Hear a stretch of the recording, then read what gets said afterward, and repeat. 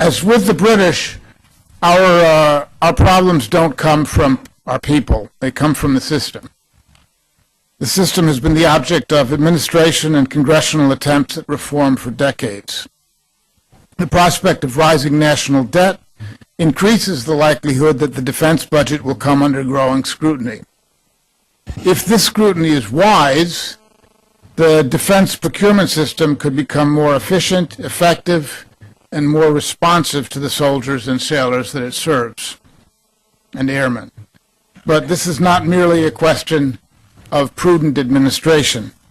With threats diversifying from the low to the high end of the spectrum of conflict, innovation has never been more necessary than it is today, or is certain to be in the future. Yet our procurement system's mass and inflexibility tend to repress rather than reward innovation. If simple cost is the decisive factor in choosing a particular system, the question is, do we not miss opportunities to provide superior equipment and reward those who have best demonstrated the ability to imagine and produce efficiently, as well as benefit from long-term savings? When I was a major in DesOps in the building, I developed 3 guiding principles that really helped me succeed. One was that bad viz is better than no viz. Think about procurement in that regard. It's very difficult to kill a bad idea, almost impossible to kill a bad idea. Witness some of the things we still live with today. And then finally, and it's saved me years, and I talk to business people about it all the time too, there are no facts. Unless you can sell it to someone, it's an opinion. No matter how right you are, unless you can sell it to someone, it's an opinion. And go up on Capitol Hill and look at procurement today and everything that we do. There are no facts. Acquisitions are driven by a requirements-based methodology that is heavily process-focused.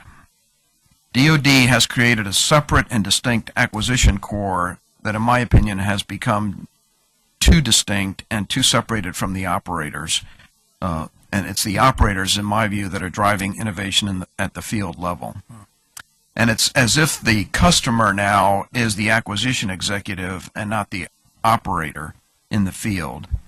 And many special operators that I've spoken with feel that the process lacks agility and it is ponderous, even for proven technologies. And so what I want to suggest, at least having sort of considered this question and observed it and participated in it to a certain extent throughout the course of my career, my sort of lifetime takeaway from this whole question is that what we buy and how much of it we buy is much more important than how we buy it.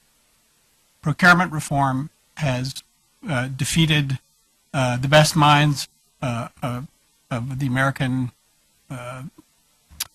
defense industrial complex, if you will, throughout certainly all my years of observation. And my rule of thumb is if David Packard couldn't fix it, it's probably beyond the capability of any bureaucrat or industrialist to fix it.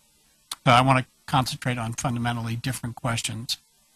Take, in some sense, and to defend the defense industrial complex that we have,